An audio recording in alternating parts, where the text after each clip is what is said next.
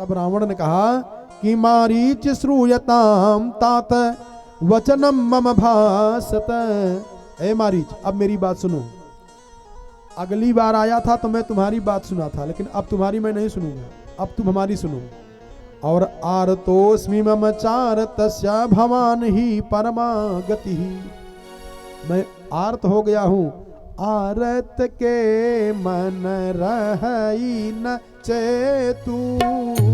आरत के मन रही न चेतु। आरत के मन रही न चेतु। आरत के मन रही न चेतु।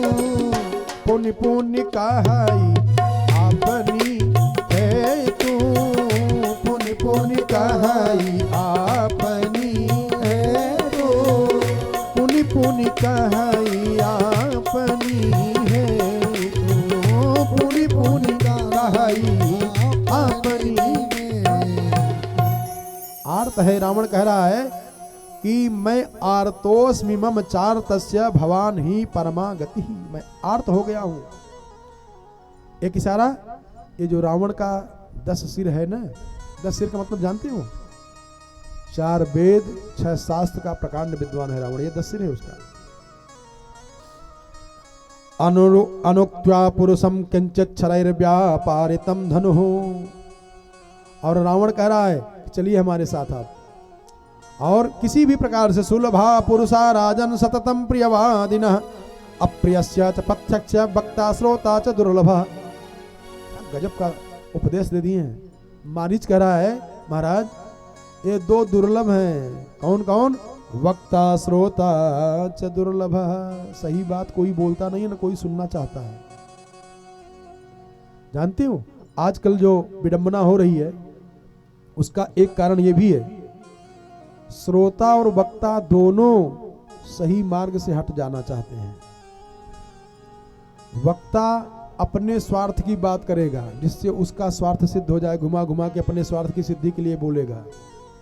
और वक्ता अपना स्वार्थ साध रहा है, श्रोता अपने स्वार्थ साधने में लगा हुआ है। ये दुर्लभ है जो सही मार्ग पे चल जाए। कहते हैं सुलभा पुरुषा राजन सततम प्रियवादिनः अप्रियस्य च पथ्यस्य वक्ता श्रोता च दुर्लभ। इसलिए मैं आपको सही राय बता रहा हूं, अब मर्जी आपकी। कहा रामो विग्रहवान धर्मः साधु सत्य पराक्रमः। साक्षात धर्मावतार हैं भगवान राम। मैं तो देखा हूं। शरारचि समना धृश्यम चाप खड्गंधे निरणे रामाग्निम सहसा दीप्तम न प्रवेष्टुम त्वमर्हसि। रावण मैंने जाकर के देखा, अच्छा 100 योजन दूर गिरा था ना, तो मैंने ये भी देखा है कि विश्वामित्र के यज्ञ में जब बाण मारे थे तो जीवितं च सुखं चैव राज्यं चैव सुदुर्लभम यदि इच्छसि चिरं भोक्तुम मा कथा नाम विप्रियम। और इसके बाद मैं मृग बन करके पुनः सोचा कि राम के पास जाके देखूं। कहा एक ऐसा बाण मारे हमारे साथ के जितने मृग थे सब धराशायी हो गए। मृग के रूप में मैं गया था तब भी पहचान गए। अवजानन हम मोहात् बालोयमिति राघवम विश्वामित्रस्य ताम वेदिम अभ्यधावं कृतत्वरः तेन मुक्तस्ततो बाणः शिरः शत्रुनिबर्हणः तेनाहं ताडितः क्षिप्तः समुद्रे शतयोजने। 100 योजन का समुद्र पार कर गया, 100 योजन का। मुनि मखराखत गयौ कुमारा बिनु फरसर हरि रघुपति मोहि मारा। हुआ क्या?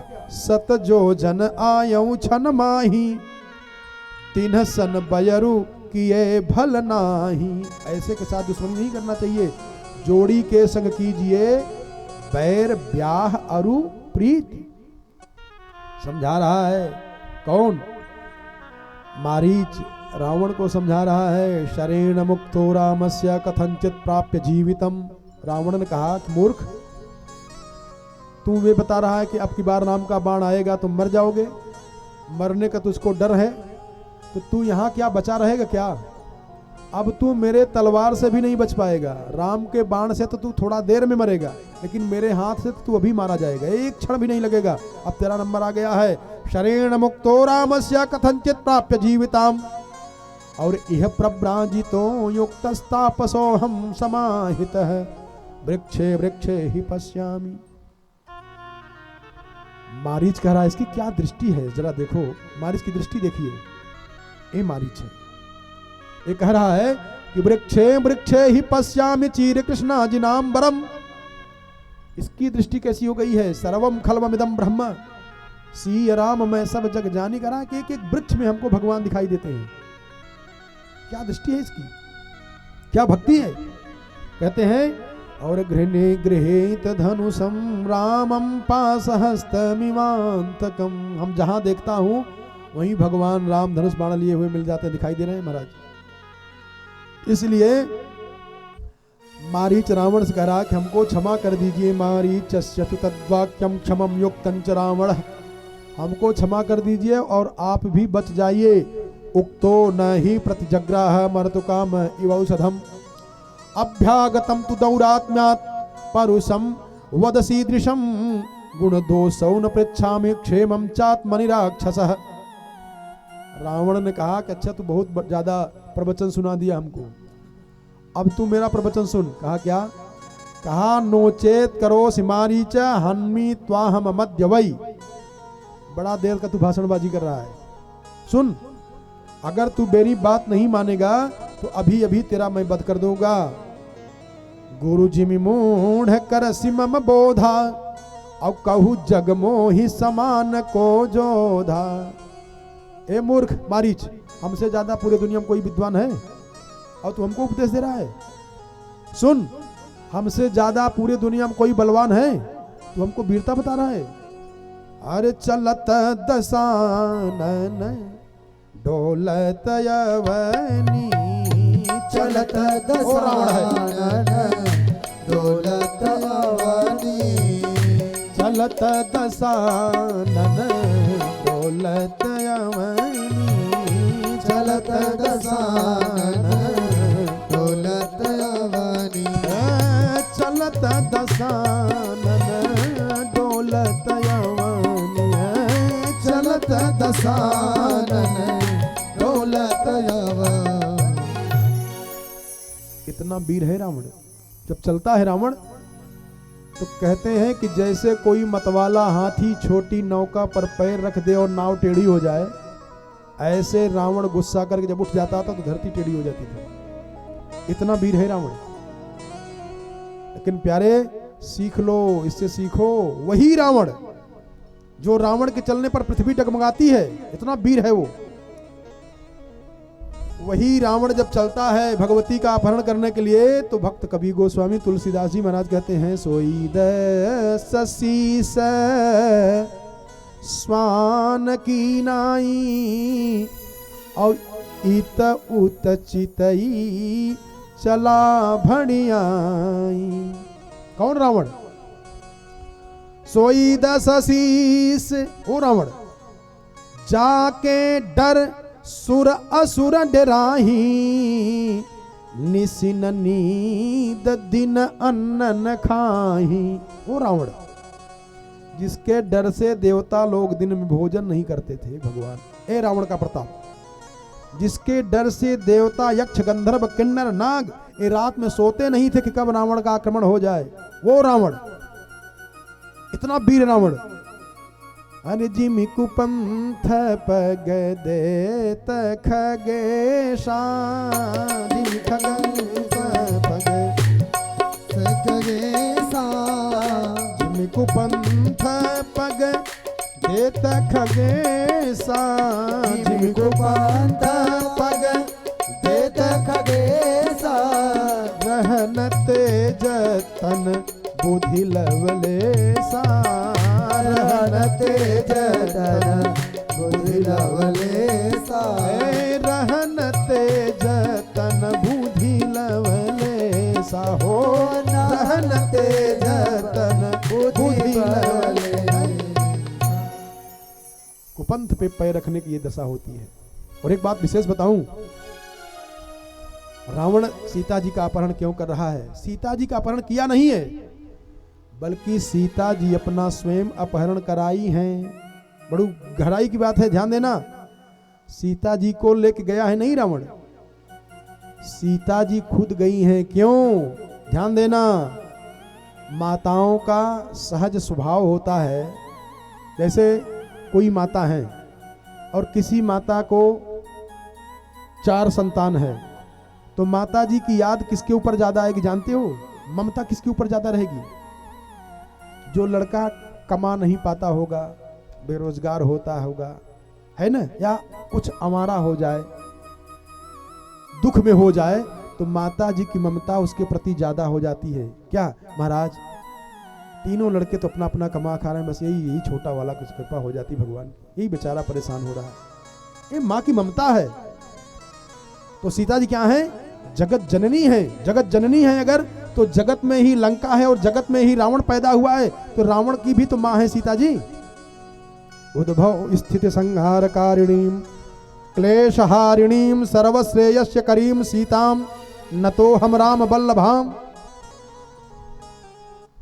सीता जी को रावण ने प्रणाम किया है, मन महु कीन है प्रणाम।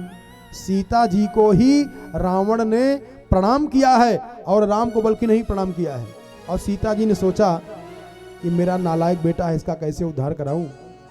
तो पिताजी तो थोड़ा गुस्सा में हो जाते हैं, अगर लड़का गलती करता तो दंडित करते हैं, लेकिन माँ का हृदय इतना कोमल होता है, इतना कोमल होता है कि रावण का भी उद्धार कराना चाह रही हैं। और रावण क्या चाह रहा है जानते हो? जरा सुनना, रावण ये चाह रहा है क्या? तब प्रलोभित्वा वैदेही यथेष्टम गंतुमर्हसि। रावण ने जब समझाया, कहा अगर तू मेरी बात नहीं मानेगा तो मेरे हाथ से मारा जाएगा। इदानीम असिमारीचः पूर्वमन्यो हि राक्षसः। रावण ने कहा बेटा ज्यादा भाषणबाजी करेगा तो मैं अभी तुमको मार दूंगा। तब फिर मारीच अपने मन में विचार किया, क्या इस दुष्ट के हाथ से मरना ठीक नहीं है, भगवान के हाथ से मर जाऊं तो मरने भी हमारा जीना होगा। अरे तुलसी अपने राम को रीझी भजो चाहे खीझी, उल्टा सीधा जमत है खेत पड़े में भी। भाय कुभाय अनखयाल सहू, नाम जपत मंगल दिसी दशहू।